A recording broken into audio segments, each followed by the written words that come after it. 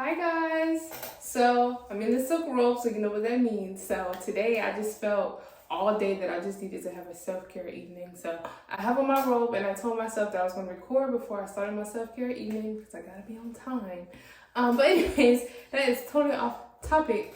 But I wanted to start with today we are beginning our new series, which is building our relationship with God. So I think that this is a good series. This is an important series. And why I say that is because God has brought me out of a place of darkness and He's blessing me now does not mean that that's the time to walk away from Him, because that's what I did in the past. So because I'm receiving the blessings, because I'm experiencing joy and happiness, not saying that every day is a good day, because y'all know last week I was going through it. But this week I'm allowing myself to experience joy and happiness. And I came to the realization, you know what? This is not the time to back away from God and try to go back into the old things that I was used to, because things are going smoother for me now because I'm receiving blessings. This is the time for me to go even deeper with God, because I say all the time, God is very deep. And this is the time for me to consult with Him even more, because why? He's going to teach me how to sustain my blessings, and He's going to teach me how to go further, because it's going to be important, because I do believe this is my time of servitude. So I have to be like this with God if I'm going to be out serving Him. Okay, so let's get into it.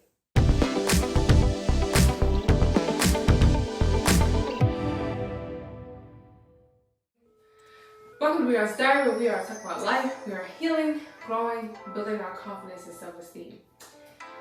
Today we are starting our new series, as I said earlier, building our relationship with God. So I was laying in my bed literally for 2 days straight one week, and I didn't understand the emotions I was feeling. So I was trying to process them. And I told y'all it takes me a while to process my emotions sometimes. It's getting better, but still working on it. I'm learning instead of suppressing my emotions to allow myself to really feel them. And at that time, at that day, it was like a mixture of loneliness, discontentment, and maybe a tad bit of frustration. And so I pulled out my journal and I was getting ready to write, but somehow I started reading old prayers. I'm talking about prayers that I wrote a while ago. I'm talking like maybe 2 years ago. I stared at the ceiling for a while and I was processing what I wrote to God. So while I may have felt lonely, discouraged, and frustrated, a lot of my prayers had been answered, is what I realized. I don't know if you guys remember, I told you, peace can be mistaken for boredom.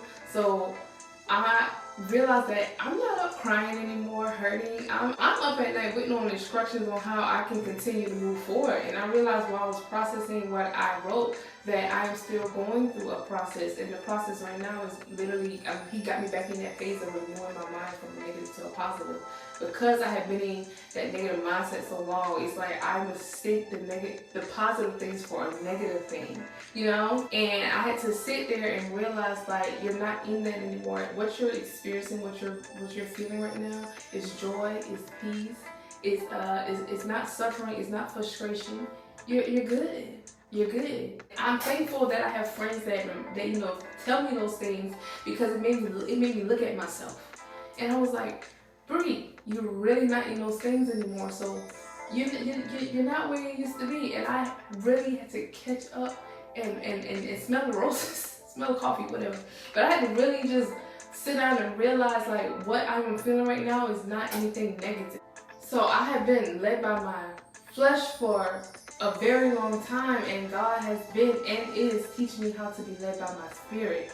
So that loneliness, that discontentment, and that frustration, it was my flesh not being fed. And I know it because while I was processing, Holy Spirit led me to Romans 8 and 9. And what Romans 8 and 9 says is, you are not in the realm of the flesh, but you are in the realm of the spirit. And I had like an aha moment. I was like, oh. and then I went back and I read the whole chapter, and then the chapter, verse 5 stuck out to me. And verse 5 basically says, when we live according to the flesh, we desire fleshly things. But when we live according to the spirit, we desire things that are of the spirit. And so when you have your mindset on spirit, you desire what the spirit desires. So my flesh desired going out. My flesh desired lighting a blunt. My flesh desired spending money, whether it was in my account or not. You know, my flesh desired men that did not want me. My flesh desired, just a bunch of things that will validate others and not validate me or who God made me to be. That's what my flesh was desiring. And honestly, my flesh desired things that just was not good for me and things that caused me a lot of anxiety. And so when you get in spirit, when you get close and you get in connection with God, you just start desiring different things. And so that where I guess my frustration was, because it was like a push and pull, like, okay, if I don't have these things anymore, then what does looking in the spirit, like, what does my spirit desires, like, what does that look like? What would fun look like for me now? What would joy look like for me now if those things were what brought me what I thought was joy at the time? On the other hand, my spirit, what it wanted was freedom. It wanted to live in integrity. It wanted to be of love and be loved. The spirit knows that I am greater than working for someone else, and I am, my spirit also knows that I am talented and capable. So yes, I had to make certain sacrifices in order to enjoy the fruits of my labor, and that required me to go through a process of death to the old self. Death, like I had to let my ego go. And my ego, I always consider the ego your flesh. I had to really just let it die.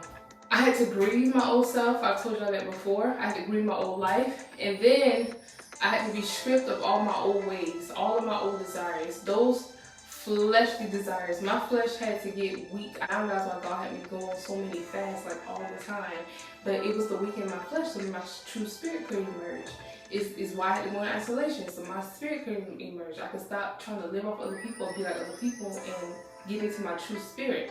Death to ego, letting go of pride, humbling myself to God and surrendering to His desires for me. My spirit knew that I was not going to experience true joy if I remained living the way that I lived. And before this journey started, I was asking God for confidence. I was asking God to be more assertive, be outspoken more, to remove people and things from my life that did not serve me. I didn't know I was going to go through all of that, but at one point I didn't think I was going to make it, because the way my life just changed dramatically, it just changed and stuff was just happening. I was like, ooh. It seemed so hard to me at the time, but it was only because I didn't want to surrender to change. And I loved really hard, and I wanted to be the victim so bad. and I did not want to see my own ways. I learned that I didn't serve some people either, and I did not want to see it at first. But God put me in a place where I had no choice but to see it. So I learned to take accountability. Spirit takes accountability. I mean, I went well, but if I was wrong, I was wrong. So with that being said, after reading Romans chapter 8, I reflected back on moments to give myself examples on when I may have succumbed to fleshly desires and when I was being led by my spirit. When I succumbed to fleshly desires, I may have went against what my spirit told me. I know that when if I drank too much, I don't like who I become. And I think I also get very disconnected from God. It takes me a while to get back into spirit. And I really don't like that feeling, because I get attacked instantly. That's just been my experience. I'm not speaking for everybody. I told you how much I can get if I don't remain in God. However, following my spirit, I always feel good because I somehow receive a word and direction from God, or I can also deliver a message to someone else, and I know then that I'm serving His purpose for my life. When I'm being led by the Spirit, I'm up at night writing these notes for these YouTube videos, and I'm just gaining more wisdom and understanding, and every word I'm delivering to y'all is words that God wants me to say. I literally, He wakes me up and I get into worship with Him, and then I just start writing, and I feel Him telling me to write these things for y'all. So I feel excited and proud about what I'm writing, and it brings me joy. Recording the videos for you guys, and again, I feel like I'm one step closer to living the life that God desires for me. So sometimes it's you have to let that ego die. You have to get out of the flesh. Don't resist it. Don't fight it, because when you get into your spirit, and your true spirit emerges, you get more into your heart space. When you get your heart and your head aligned, life is going to change, but it's going to be more fulfilling, because learn what true joy is. What you thought was joy, happiness, it probably was not. And yeah, it may seem a little boring for a while. It may seem a little lonely for a while, but it's nothing like that peace that you receive. And I promise you, that feeling of loneliness and boredom and frustration is only temporary. And I'm not going to say that there's not going to be days that you feel it. But what I'm saying is, when you experience that true joy and peace, you work more towards that than you would towards the fleshly things and things that you once desired.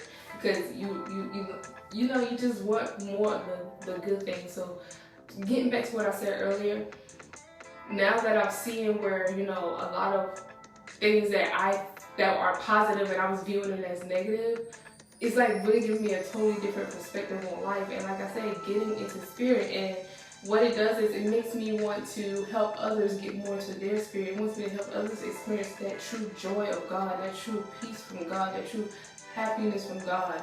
And also it is making me more emotionally, mentally, and spiritually tough, because it's like I know and I understand. I have been there.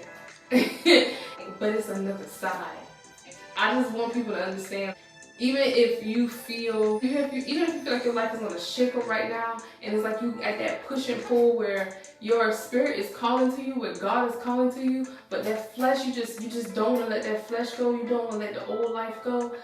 I get it. But what I'm saying is, when you finally let go and you let God, you will get a deeper trust for God. And that's why I say I have to go deeper with my relationship with God. That's where I'm at in my journey now, because I can't go back. I can't. God doing too much. I already know what it's like to get to a certain point and go backwards, but God has done way too much in me this time. Like, this time was different from all the others. This time, He really did like a deep purging and cleansing. And so, like I said, it's to a point now where I'm at with God, I can't go back. It won't feel right. So that's what I'm saying. So if you're on a journey right now, if you've been on a journey that I've been on, keep going, because you're gonna get to a place where you're not even gonna be able to connect with that old life. You're not gonna be able to connect with those fleshly desires anymore. You're not gonna be able to enjoy it. It's not gonna feel right. And it's probably some of you right now where it already doesn't feel right, but you're just still trying to hold on to it. Let go. So with that being said, next week we're going to talk more about that letting go. We're going to talk about surrendering. So I'll see you guys next Thursday. Remember, healing isn't linear, it is a journey. And here at Breion's Diary, we are healing together. We are healing together, because it is a lifelong journey. I love y'all so much, and I'll see you next week. Bye. Mwah.